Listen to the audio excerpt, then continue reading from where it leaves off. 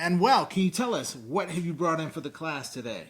So for today's show and tell, I brought a ladder. And it's not just any ladder, it's the career ladder for educators. And it starts with student teaching, and the first few rungs are the common classroom teacher moves. That includes commanding your own class, sponsoring an extracurricular group, possibly being a department chair or a union rep.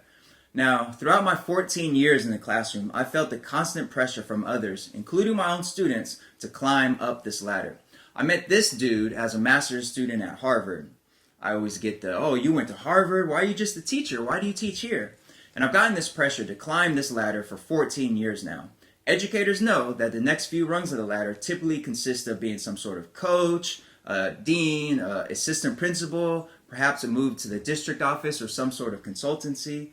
Now, I'm not saying that there's anything wrong with those who climb this ladder. It's particularly important that those in formal leadership positions have some actual classroom teacher experience to inform their work. The real ones know that there's nothing more irritating than listening to some so-called expert who's never been in the classroom talk about what you should be doing in your classroom. So it's important that teachers do move into these positions at the district and beyond. In addition, I understand the need to earn more. Teachers are notoriously underpaid, and these higher ladder positions are a legitimate way to improve one's own salary. So again, I absolutely understand why a teacher would leave the classroom for a position elsewhere on this ladder. However, as a proud 14-year teacher, I'm fed up with the notion that being just a teacher is somehow less important or less respectable than having one of the positions higher up on the ladder. In fact, I reject the whole notion that this vertical ladder should exist at all. In a recent article by NPR by Lee Hale, he examined the phenomenon of teachers leaving the classroom in order to climb up this ladder and become administrators. In that article, a 9th grade geography teacher named A.J. Steele, shout out Mr. Steele, he was quoted as asking, why is it that the further away you get from the kids, the more money you make? Boom, that's it right there. The more money and titles you earn, the further away from the kids you seem to get, and I don't want to drift away from them. For me, my drive, my enthusiasm, and my hope for change comes from my students themselves. I draw my energy from them, and I reject the notion that I have to move away from them in order to be a leader in education and affect change. I recently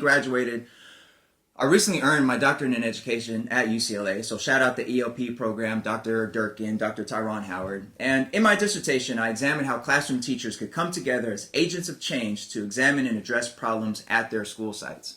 I found that if given space and opportunity, teachers can collaborate through action research and bring change to their sites. You don't need a title to be a leader, and you don't need to leave the classroom to have an impact on an entire site or an entire district.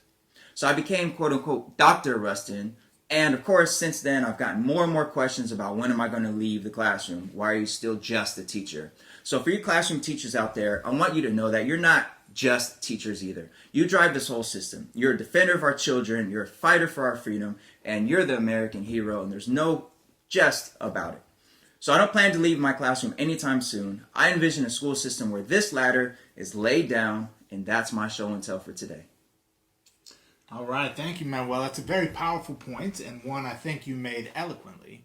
But the question I have is, as someone who was a classroom teacher and then became a coach and then became an assistant principal and a principal, what are you trying to say, man? I mean, you are pretty high up on this ladder. I'm down here with the common folk, but you know, it's all love. Fair enough. In all seriousness, I think it's a great point that you made, and one that's very often overlooked in our profession, and that's that teachers and what teachers do with students in the classroom every day is the heart and soul of our profession, and we would be remiss to forget that. True.